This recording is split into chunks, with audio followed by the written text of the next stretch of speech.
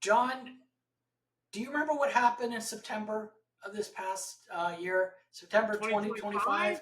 HR. Do you remember what happened? HR Professionals Magazine. In case our listeners missed it, we haven't really talked about it enough. Oh my goodness, the 15th anniversary. We were in it. We were I in. forgot.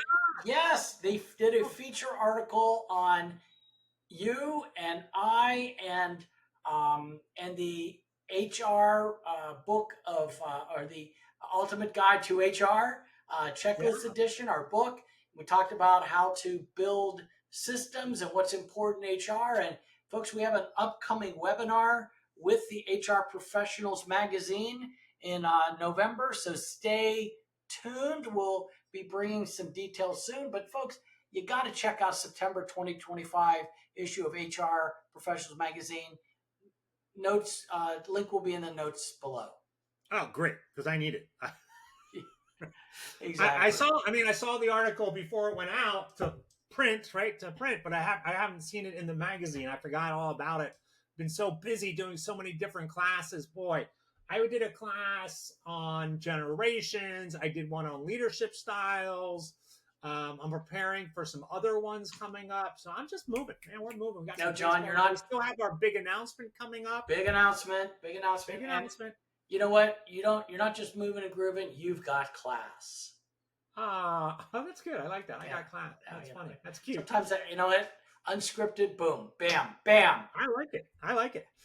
That was So fantastic. this is I got to our set you up better for that. this. That's nice. I got Thank class. you. Oh, good. I I got some class. surprised John with my All right, bit. thanks. That's it. I'm out.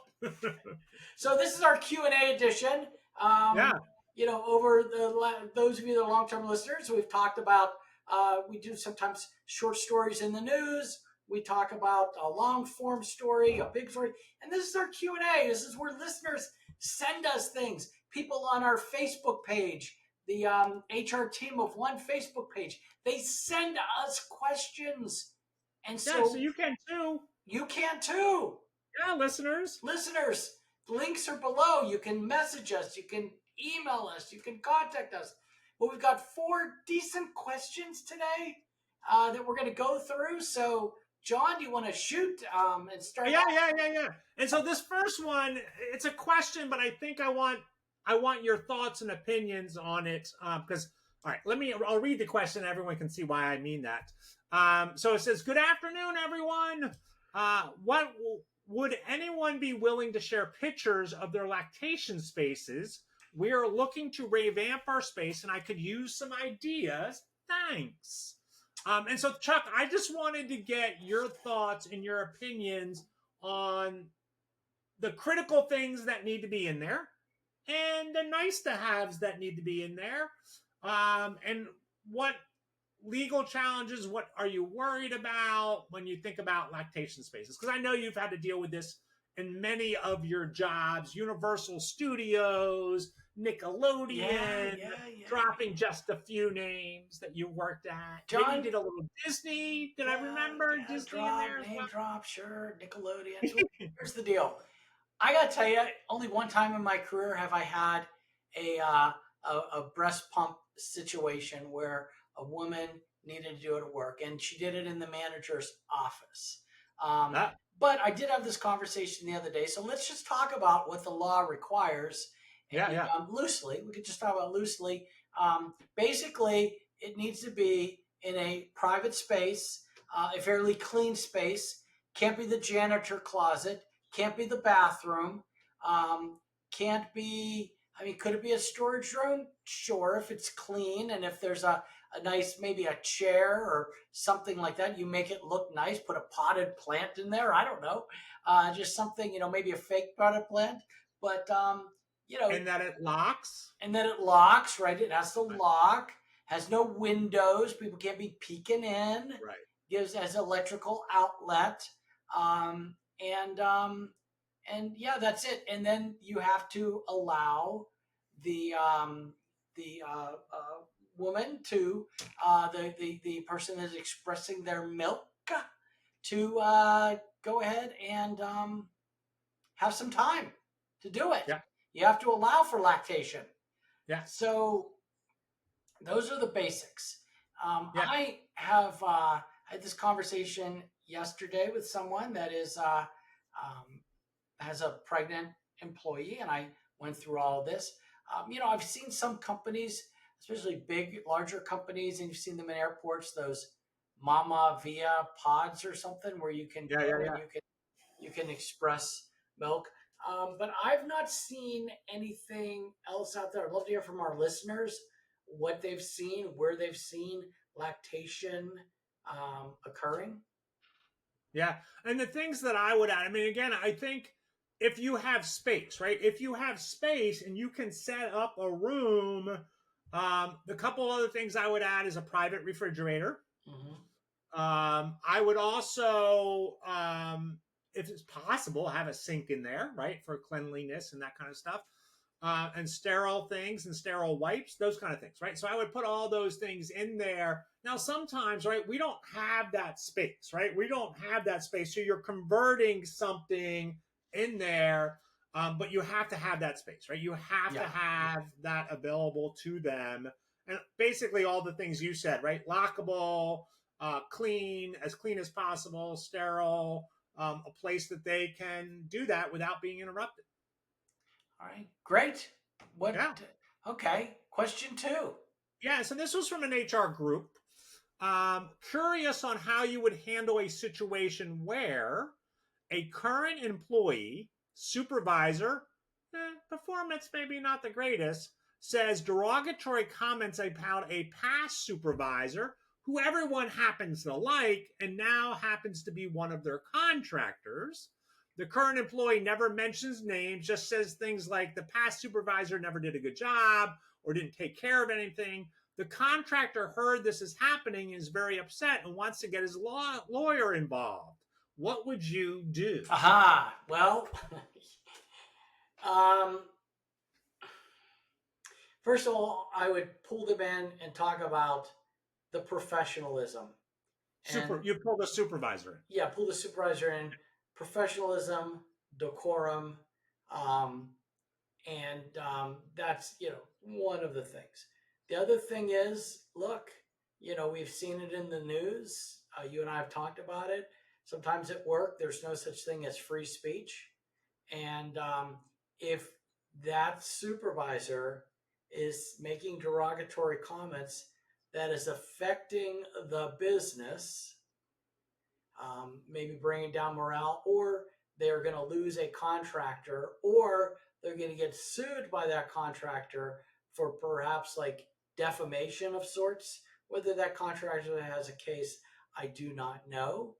Maybe they do, maybe they don't. But I would definitely take it seriously now when the contractor brings out the I'm getting my lawyer, I'm going to sue, and I would get my lawyer involved and say, what do you think? I think my lawyer is going to say, your guy needs to stop or he needs to leave. Thoughts, John? No, I think you're right there. I definitely think you have to have that professionalism conversation, right? And so, again, we don't know enough in this story, right? Is this supervisor making very clear that there was an issue, it wasn't handled really well, and now I have to handle it better, right? Yeah.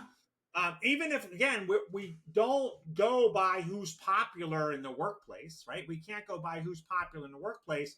We have to go by what's the right thing, right? And so if he's saying things like, the last supervisor didn't do this because and this is legally required to do, You're well, right. guess what? You're Guess right. what? You're right. There's nothing wrong with that. It There's may be nothing true. wrong, It may be right? true. And so Right. going in and going, well, I want to have a conversation with that person. What are you saying? Why are you saying it? There is this ripple effect going on. And then the other thing that I would think about is the contractor. It makes me worried, right? It makes me worried that there was a supervisor that was working for the company and now is a contractor. Yeah. Why was that decision made?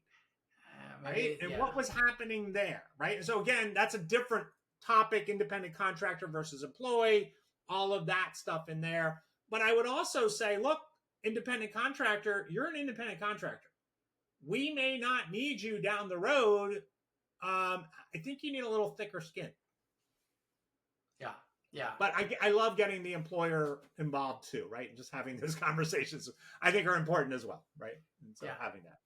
Well, I think, yeah. So there we go. So, folks, um, it may or may not be true, but decorum needs to rule the day. And I would just monitor your conversation, sir. Pal, friend, come in and let's talk. Yeah, So, yeah, yeah. All right. That's a good one. And, yeah, not straight up legal thing, just, these are great yeah, employee relationsy type of questions that, real life stuff. So I love that. I love that. yeah. And I think what we always say is HR is in the gray area, right? Yes, there are black and white things that we have to do, and I feel that most of our listeners are good at those things. It's the gray area. It's that, oh, wait, I can probably do anything here, not legal concerns, right? Because we're not lawyers. We're not going to get into legal concerns, but what's the right thing to do, Yeah. right? And so kind of talking that out with other people is always good. All right, question number 3. This comes from somebody that's in HR, has been in HR for over 25 years, Chuck. Are you ready? I'm ready. She's burnt out. Yeah. And so she's burnt out. Empathy is one of her top strengths in Strengths Finder. And so she's just worn out, right? She's just worn out. She can't take it anymore. And so she's asking us, what are some other careers and professions that you have seen HR professionals transition into? I really want to be out HR altogether. Yeah. I have some ideas. You do? I'd love to hear your ideas. I'd Yeah. love to hear our So, well, listener the ideas. one that Let's hear pops up, yours. one of them pops up in my mind is doing HR training, right? Getting out and doing HR training. I know I probably said this to you, Chuck, but there are so many times when I'm up doing training and somebody says, this is what's happening in my workplace. I think to myself, I'm so glad I'm not doing that anymore. Yes, yes. Right? I'm like, oh, thank goodness I don't have to deal with, like, I don't have to be in that. I know how to handle it. I know how to address it, but right, it's just all that stuff that comes with it. And then there's a lot of other careers. I think HR is one of those things that you develop these great people skills. You develop how to create processes and procedures. You develop an understanding of large organizations and how they all work together. So I'm thinking things like counselors. I'm thinking about things like customer service. Yeah. Consultant. Consulting. Yeah. So, and that's good, HR training. So listen, when your number one strength on Strength Finders is empathy, you feel people's pain. Yeah. And when you're in HR, there's a lot of pain, right? A lot of pain. Everything from my schedule is wrong to my paycheck is wrong to I have these, my manager was mean, my coworkers are not nice to me, I have a medical situation I got to deal with. You feel their pain all the time. So if Right. she's empathetic as her number, she's eating their pain. She's feeling it. It is infecting her and she can't help it. So one of the nice things that you brought up is, you know what? I got the knowledge, I got the know-how.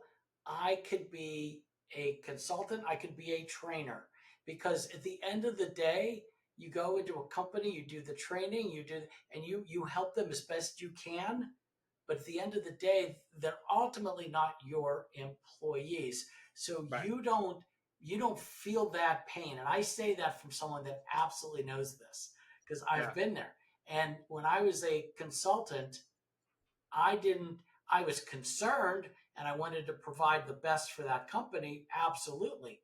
But I didn't feel the pain I would have if they were my employees and I had to be there day after day for months and years. Yeah, no, I agree. And the other thing that I will tell everyone when you're thinking about career changes, what you really want to do is sit down and write out your skills and your knowledge, and you're really be very honest about how good you are at those skills, right? So if you're really good at communication, give yourself a 10.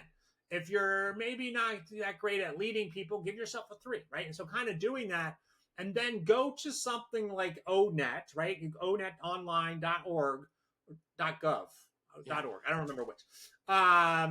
And so go there and then look up. They have all the job descriptions in there and go, okay, what skills can I use to do those jobs? And that's going to help you with that transition. You're a big fan of that. I know. Right? Transition to be like, oh, I could do that, or I could do that. And so kind of being aware of that, I think, can be really beneficial. So excellent. All right. Final question. All right. So in Texas, you know that. It's one of the big states down there. Yeehaw!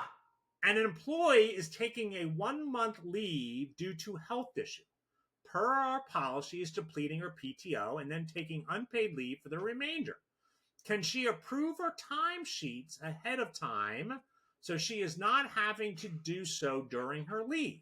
We would like her to be completely unplugged from work during her leave. Yeah. Oh, for goodness sakes. You know, it's kind of funny. This is just one of those companies, probably one of those HR directors or whatever that is like so, you know, boom, bing, tick, must do this, must do that. Okay. How I would handle it is I would sit down with the employee. I would say, here's the PTO or whatever we're giving you over the next 4 weeks. I might print out the PTO that's already been entered. I would have her sign off on it or him sign off on it, and then I'd be done. Can they pre-approve it? I believe in different systems you can. And when they approve it, that kind of locks it in. If you want to do that, sure, go forward. I don't think it's necessary legally, but if the question is, can we do it? Yes, you can. There's nothing illegal about it as long as everyone knows, it's fine. But I do think it's a good idea to keep them completely unplugged from work while they're on leave. I did not see the word FMLA here. And if that were the case, you definitely would not want her to be logging in. And I mean, I should say definitely, but it would be preferable not to. I think it's very nice, unplugged from work. But sure, go ahead. Have her pre-approve them. Doesn't affect anything. And if it gives you the peace of mind, there you go. Yeah, I agree. I don't. There wasn't anything there that was like, oh, well. But I just thought it was interesting. Right? These are the things that come up. I want to make sure I'm doing this legally and that kind of stuff. And again, your systems may be different, and so at least document that the employee said, yes, that's great. That's what I want you to do. I want you to use 3 PTO days on the first week, 2 on the second, 3 on the third, and 2 on the right, whatever, and just document it. Have them sign something so there's no question down the road, right? So documentation is critical. There's no legal problem here, but peace of mind and good employee relations. Boom. Yeah. I give you an A. Kind person. John, that's it for our Q&A edition. Folks, don't forget, check out HR Professional Magazine, the September issue. Look forward to our HR Professionals webinar, which will be free in November. And get to Amazon. Check out the Ultimate Guide to HR Checklist Edition, helping hundreds of HR and small businesses around the country tonight. Woohoo! Yes, thank you, Chuck, for being here today. I really appreciate your insights when we did the Q&A. I always learn something. I'm better for these Q&A questions. And I learned something too. Like, holy heck! Sometimes I even know what I'm talking about. You always know. You have this like wealth of knowledge. This knowledge that goes on and on and on. We need to get you out there in the consultant circuit again. There you go. All right, folks. See you next week.